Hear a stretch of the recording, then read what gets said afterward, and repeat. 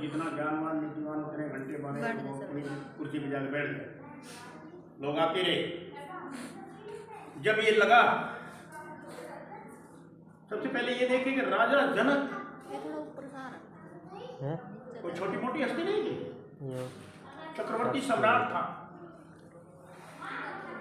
राजा जनक को एक पूर्ण गुरु की तलाश में 2 बड़े विश्व सम्मेलन करने पड़े। पहले इस सम्मेलन में एक महापुरुष मिले जिनका नाम था याज्ञवल्क्य। जब याज्ञवल्क्य मिले, उस सभा में एक गार्गी बहुत बड़ी विद्वान थी, वो मौजूद थी। तो गार्गी ने प्रश्न किया कि महात्मा मेरे कुछ प्रश्न हैं।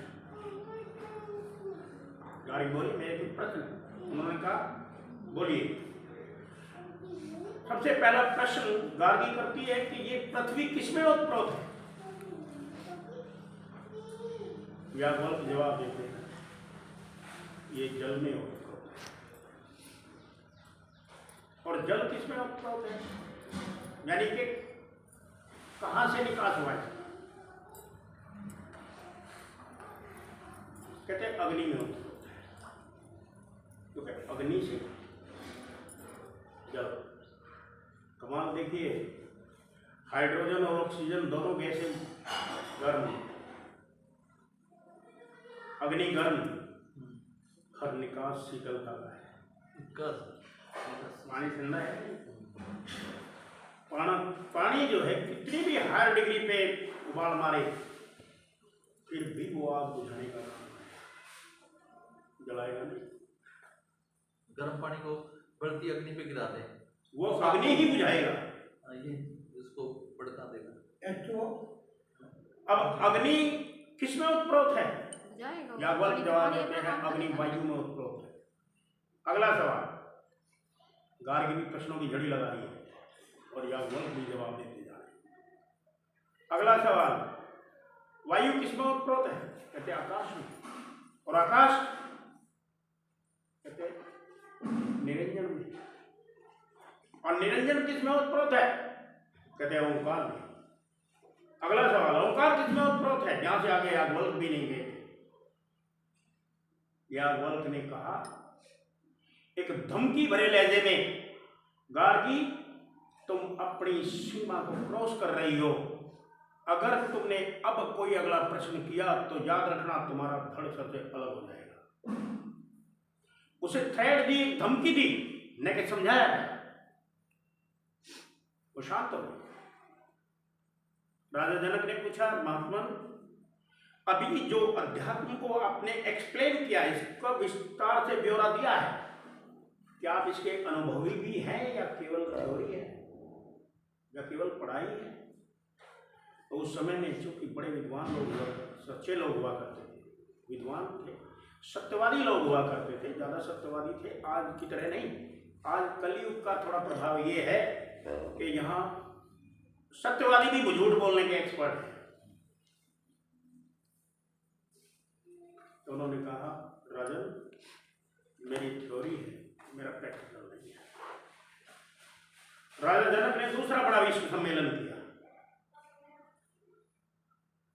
जब दूसरा बड़ा विश्व सम्मेलन किया तो उसमें कौन महापुरुष आए? अष्टावक्र नाम के महापुरुष आए जो 8 जगह से मुक्त हुए।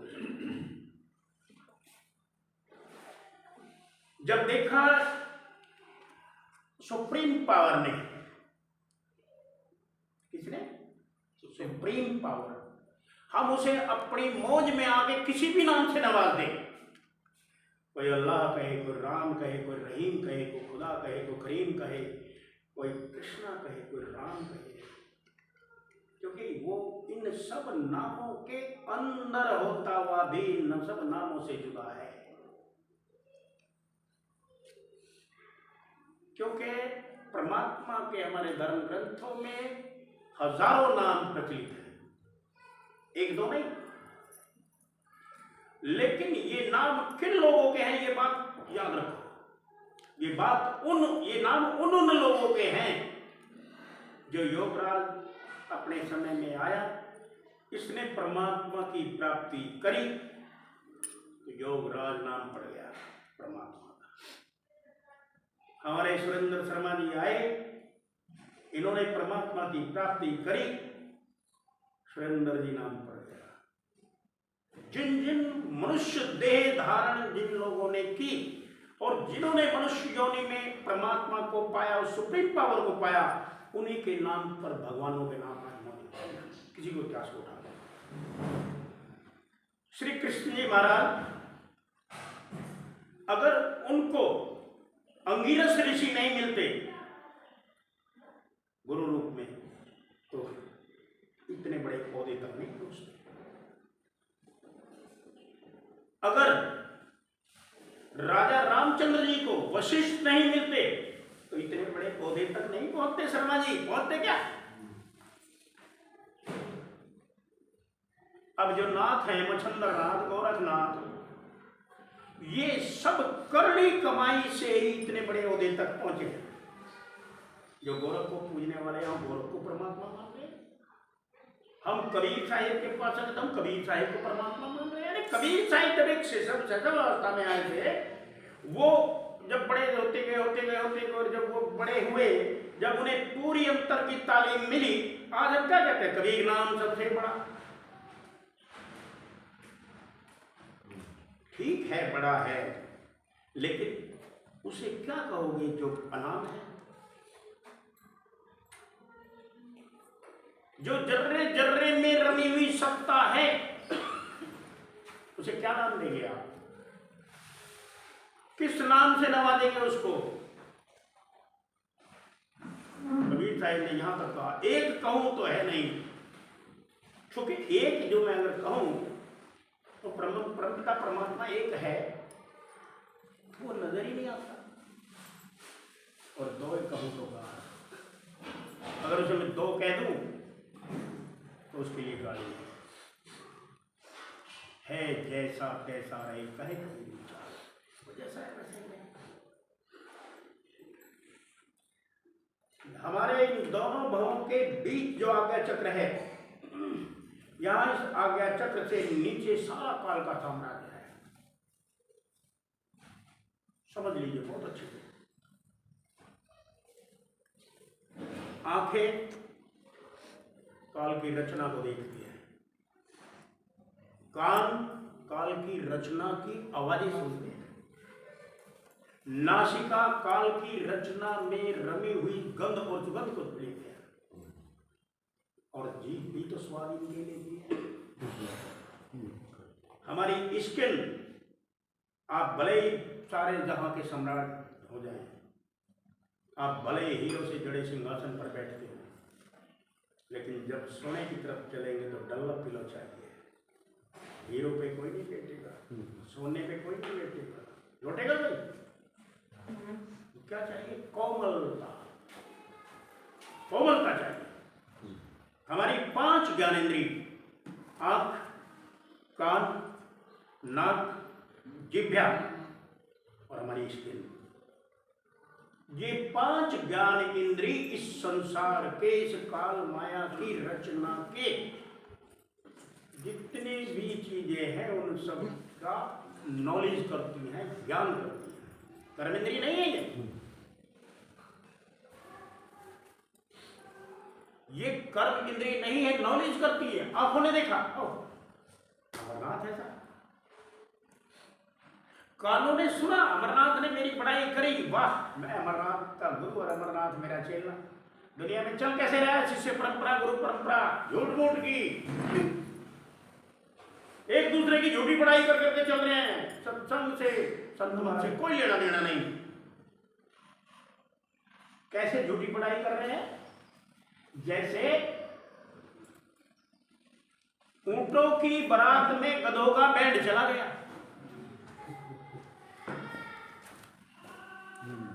ऊंट जब दूल्हा बना तो गधे बैंड बन के चले गए। अब जब गधे रैंकने लगे तो ऊंट कहते हैं अहो रागम, कितना सुंदर राग गाया है। और वो अपनी जबान में गधे कह रहे हैं अहो रूपम, कितना सुंदर रूप है ऊंट को। अब ये देख लीजिए कि ऊंट कितने सुंदर होते हैं और गधे कितना सुंदर राग गाते हैं। क्योंकि सुंदरता होठों से बनती है ना, नासिका से बनती है ना, आंखों से बनती है। और ऊँट कैसे हैं? एक कहावत है हमारे यहाँ, ऊँट रे ऊँट तेरे होठ बड़े, क्योंकि लटके रहे ना, बड़े क्या करो वो लटकते। ऐसे ही यहाँ इस दुनिया में भी गुरु और शिष्य की परंपरा गतानुगति को लोग है एक दूसरे के बीच में। अब तुम यहाँ आए, ओह गुरु जी जैसा तो कोई है ही नहीं, और गुरु जी जैसा कहे भाई जोगराज और अमरनाथ जैसा चेला नहीं, एक दूसरे की बड़ाई करेंगे दोनों को। अरे हमें ये चाहिए, ये चाहिए, हमें ये मार्ग चाहिए, हमें इस दुनिया का मार्ग नहीं चाहिए। गुरु क्या करता है? गुरु सत्य मार्ग दिखलाई, कोई विरला चढ़ जाई। वेद कहते हैं तमसो मां ज्योतिर्गमय, हमें अंधकार से प्रकाश की ओर जाना है। आंखें बंद करी तो अंधकार है क्या नहीं है?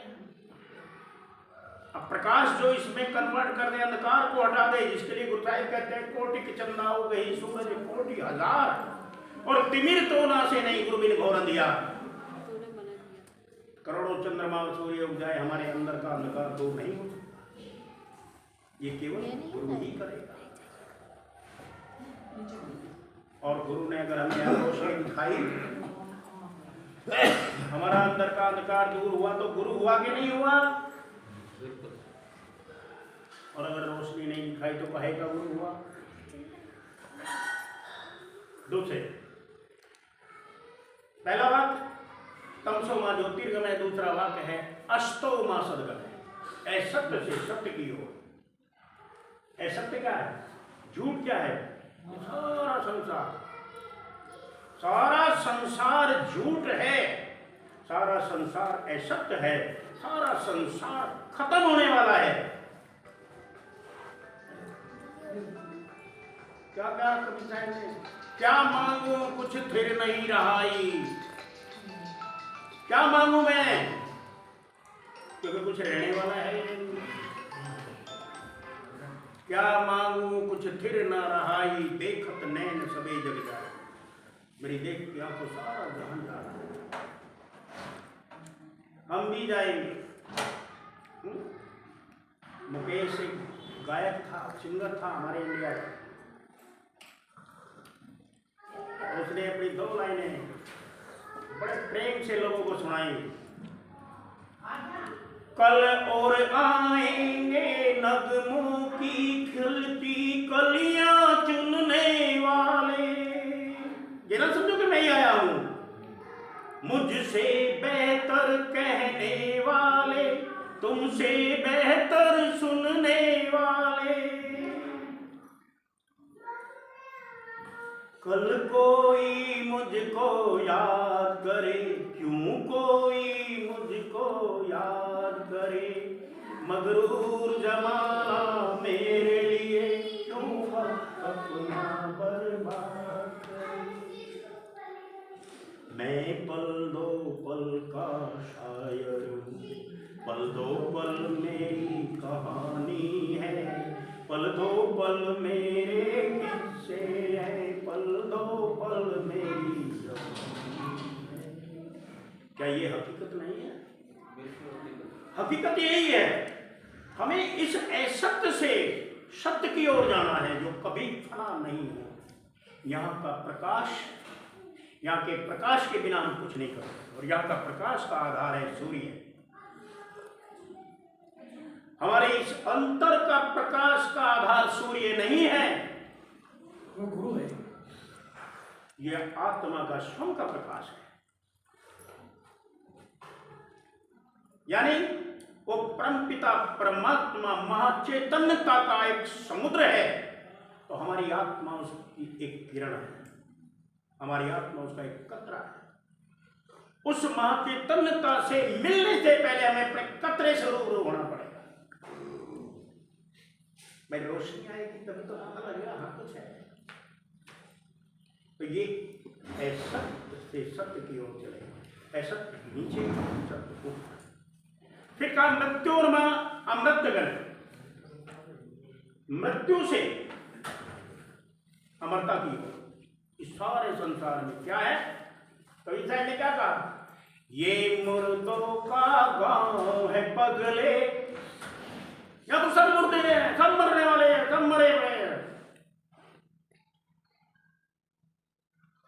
सब मरे पड़े हैं, सब मुर्दे हैं।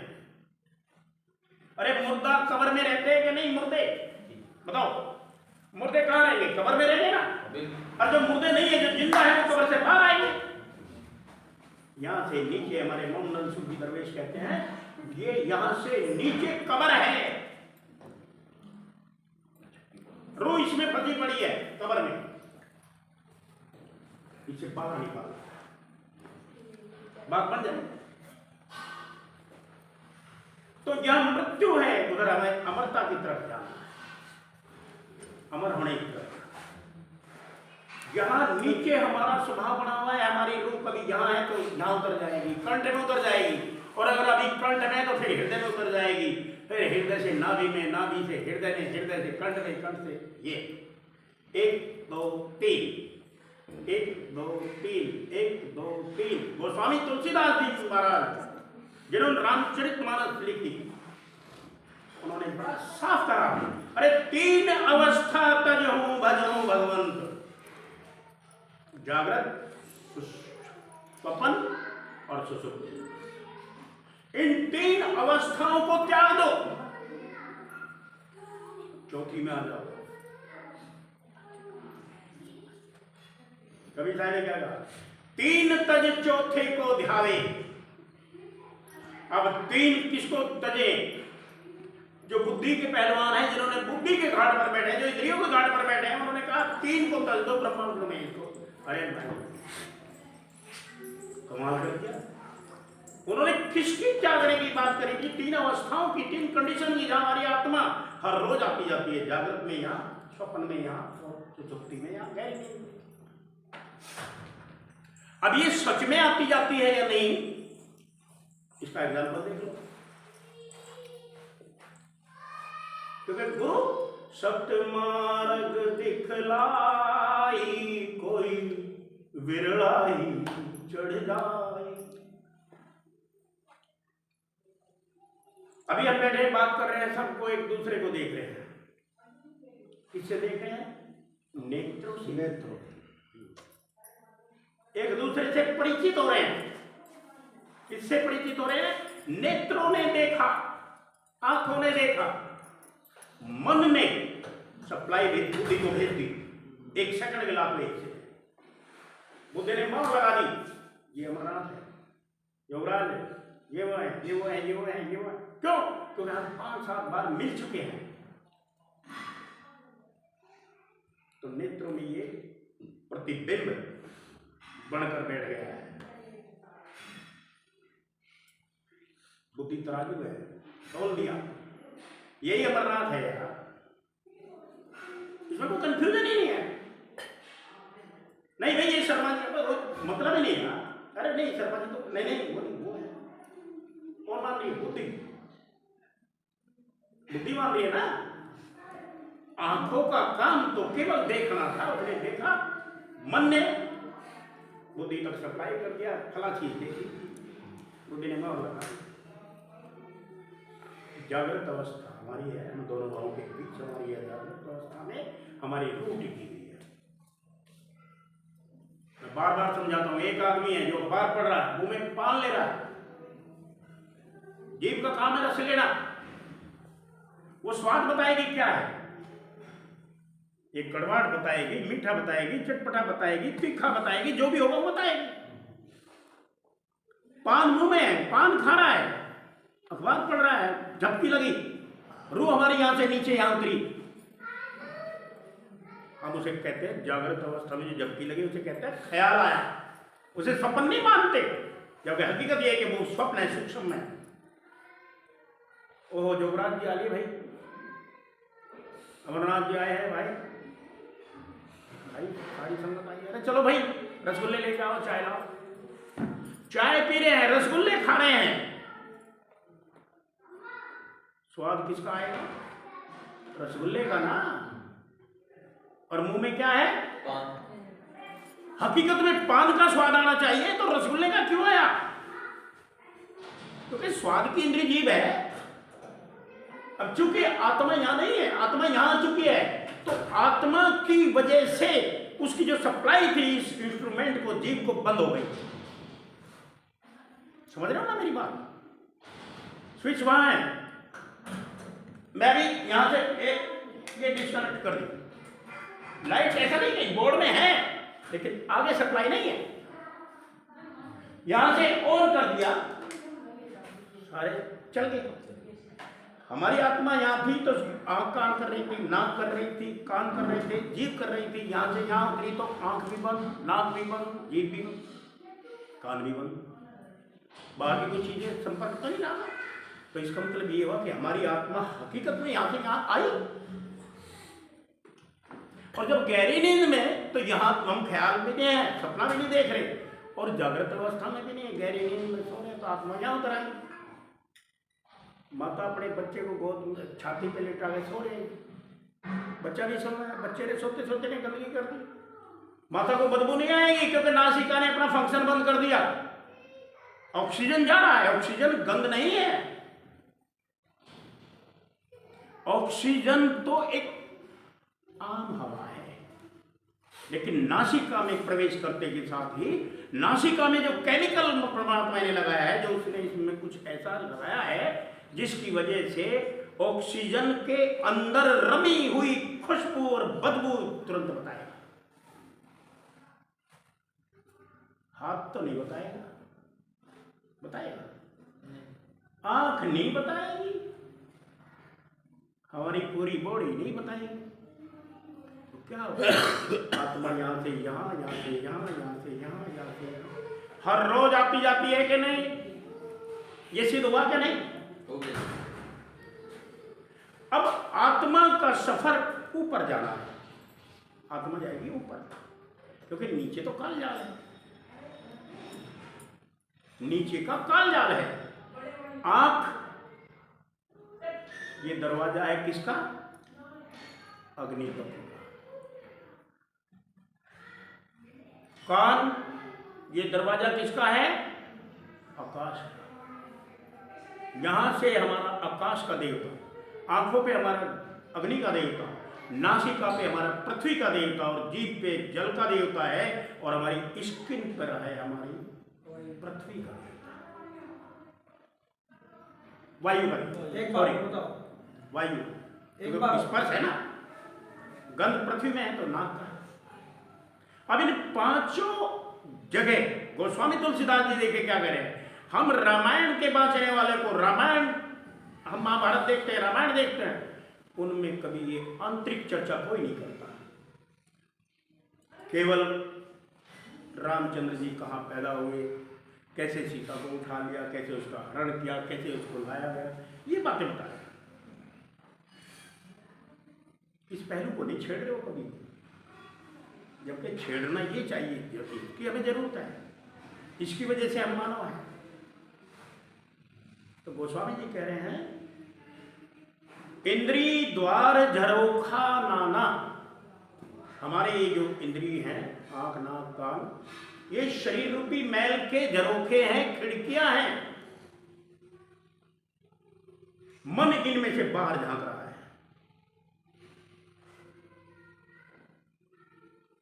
तहां बैठे हैं सुत कर थाना, इन पांचों ज्ञानेंद्रियों पर पांचों ही देवता विराजमान है, पृथ्वी जल अग्नि वायु आकाश।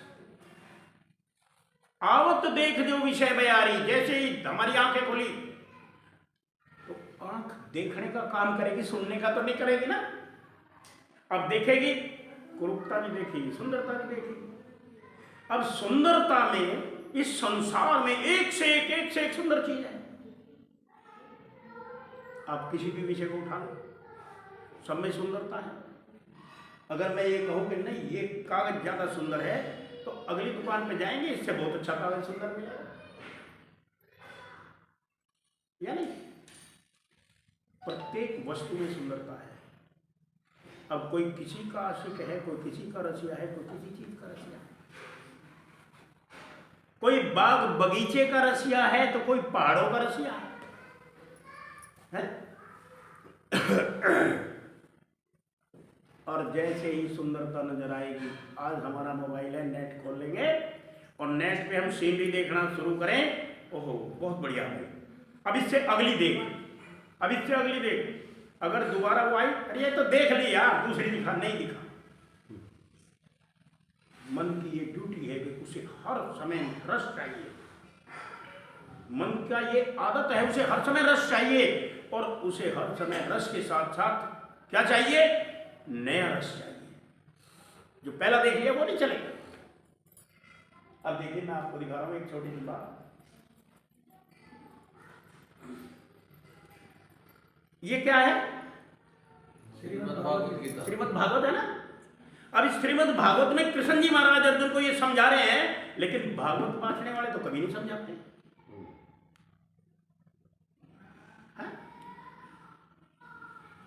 भागवत बांटने वाले कभी ये बात समझाते हैं जो मैं समझा रहा हूं? क्यों? क्योंकि इसलिए उन्हें इसके पढ़ने से मतलब है, इसमें जो राज छिपा है उससे कोई मतलब नहीं।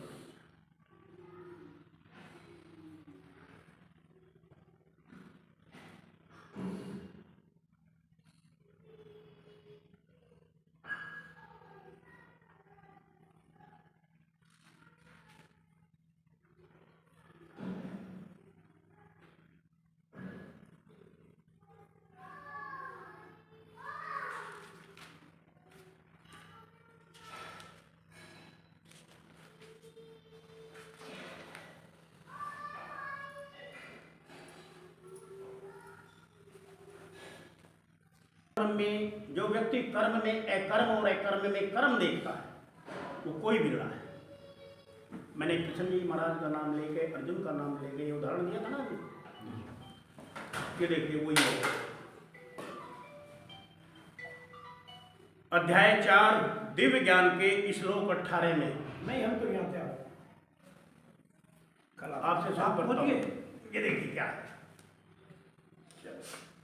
जो मनुष्य कर्म में कर्म और अकर्म में कर्म देखता है वही मनुष्यों में बुद्धिमान है, और सब प्रकार के कर्मों में प्रवृत्त रहकर भी दिव्य स्थिति में है।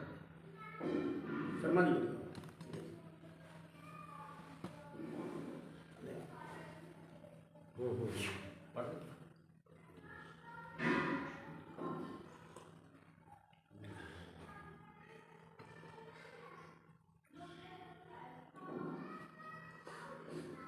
सुनाओ जी, सुनाइए सुरेंद्र जी, सुनाओ इसको क्या लिखा है। जो मनुष्य कर्म में अकर्म और अकर्म में कर्म देखता है, नोट करिए ये बात, वह सभी मनुष्यों में बुद्धिमान है और सर्वश्रेष्ठ भी वही है। कर्मों में प्रवृत्त रहकर भी दिव्य स्थिति में रहता है। सबसे श्रेष्ठ वही है, कहने का मतलब ये है जी। कर्म में अकर्म और अकर्म में कर्म देखना। क्योंकि हम जिस जाल पर बैठे हैं वो जाल यहाँ कर्म का है। कर्म में अकर्म, हम कैसे अकर्म की भूमिका पर पहुंचे जहां कोई कर्म ना लगता हो। कहां हमें कर्म नहीं लगता? हमें अगर कोई कर्म नहीं लगता है, आंख खुलेगी तो कर्मों में, कान खुलेगी तो कर्मों में, नासिका खुलेगी तो कर्मों में, जिह्वा खुलेगी तो कर्मों में, स्किन खुलेगी तो कर्मों में। जो हम पूरे दिन करते हैं और रातों को सपने भी इसी का आते हैं। अब ये कर्म कुछ मोटे हैं जो हमें पता है, हमने किसी को गाली दी हमें पता है, हमने किसी को ताड़ा हमें पता है, हमने सुगंधी के लिए किस किस का गला काटा है, किस किस का क्या करा है हमें पता है। लेकिन कुछ कर्म जो सूक्ष्म हैं, जो हमें पता ही नहीं है। कौन से? हम ऑक्सीजन लेते हैं जो हमारी खुराक है, पेड़ उसे छोड़ते हैं, हम खाते हैं।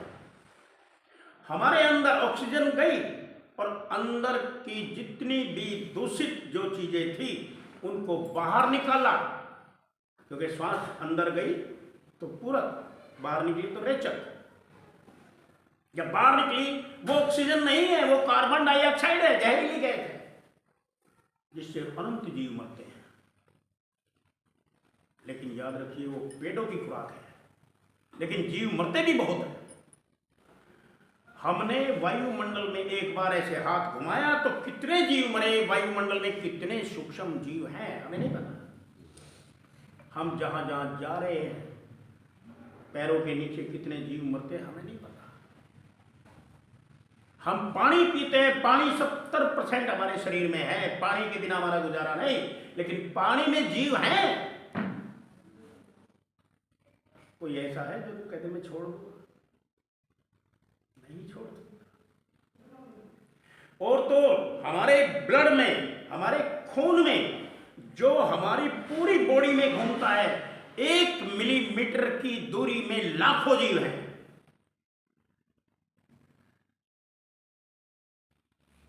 है कि नहीं? क्या इनका हिसाब है किसी के पास? कोई दे सकेगा हिसाब? क्या इन कर्मों को हम वाइंड अप कर सकेंगे? हमने क्या साधन अपनाए? अरे भाई मैं बैंगन नहीं खाऊंगा, मैं फलानी चीज नहीं खाऊंगा, मैं मौन होके बैठ गया, मैं सोच विचार से परमात्मा को पाना चाह रहा हूं, मैं मौनी बन के खाना चाह रहा हूं, मैं भूखे रह के मरना पाना चाह रहा हूं। क्यों भाई? बाकी के जीव मरे, उनका कर्म क्षेत्र का मालिक कौन होगा? तो गुरु साहिब से सवाल किया 3 लोगों ने। मौनी बाबा ने, जो मौन रह के परमात्मा को प्राप्त करना चाह रहे थे। ऐसे लोग जो सोच से, विचार से, कहता ना मन के चिंतन से तुम परमात्मा को पाओ, मन में सिमरन करो, चिंतन में याद करो, तो तुम परमात्मा को पा जाओगे। इट इज नॉट राइट, ये भी राइट नहीं है। मौनी बनकर भी नहीं पा सकते, भूखे रहकर भी नहीं पा सकते, फिर कैसे पा सकते हैं? मौनी बाबा, चिंतन वाले और व्रत रखने वाले, तीनों गुरु साहिब के पास पहुंचे। जपजी की पौड़ी नंबर 1 पहली बार गुरु साहिब कहते हैं तीनों को, सोचे सोचना हुई है जो सोचे लख बार। अगर तुम परमात्मा को सोच से, फिक्र से, चिंतन से पाना चाहते हो तो तुम एक बार परमात्मा का नाम लो। उसे अगर लाखों बार भी लेओगे तो लाखों बार में कितना समय लग जाएगा, तो भी आप परमात्मा को नहीं पा सकते। फिर उधर घूमते हैं जो मौनी बाबा थे, कहते तुम भी चुप्पे चुप ना होई है जो लाए रहा ली उतार। ऐसे भी लोग है ना, घर को छोड़ के जंगलों में जा बसे, घर को छोड़ के मौनी बाबा बन गए। ये किसी से बात नहीं करते भाई, कहते इनका प्रभाव पड़ेगा हमारे पे। अरे प्रभाव पड़ेगा, उससे तुम बच रहे हो, इस तरीके से बचना नहीं है। तो उन्होंने मौनी बाबा का चुप्पे चुपना हुई है जो लाए रहा ली उतार। अब उधर गए जो रामदेव जैसे कह रहे हैं कि मैंने 15 साल से अनाज नहीं खाया, 10 साल से नहीं खाया। ऐसा है ना हमारे समय में, हमारे मौजूदा समय में सामने रामदेव जी है ना योगी, वो कह रहे मैं 10 साल से, पिछले 10 साल से अनाज नहीं खाया। अरे अनाज नहीं खाया, वनस्पति तो खाई होगी, वनस्पति में जीव नहीं क्या? उसमें भी जीव है। तो उन्होंने कहा भूखिया भूख ना उतरे जो बना पुरिया भार। अरे तुम्हारे ऊपर तो ये और बोझ का काम करेगा, भार बन जाएगा, क्योंकि तुम्हें ये घमंड हो जाएगा मैंने इतने दिन से ये फलानी चीज नहीं खाई। ये भी तो घमंड है ना। अब तीनों को कहा तुम ऐसे परमात्मा को नहीं पा सकते। अब तीनों एक ही स्वर में एक ही बात पूछते हैं गुरु साहिब से, नानक साहिब से। क्या कहते हैं? कि वे सचियारा हुई है कि वे कूड़े टूटे पाल। अरे भैया आप कहते हैं हम भूखे रह के नहीं पा सकते, आप कहते हैं मौन रह के नहीं पा सकते, आप कहते हैं कि हम सोच विचार से परमात्मा को नहीं पा सकते। हमें ये बताइए गुरु साहिब, फिर हम सच्चे कैसे बने, कि सचियारा होई है।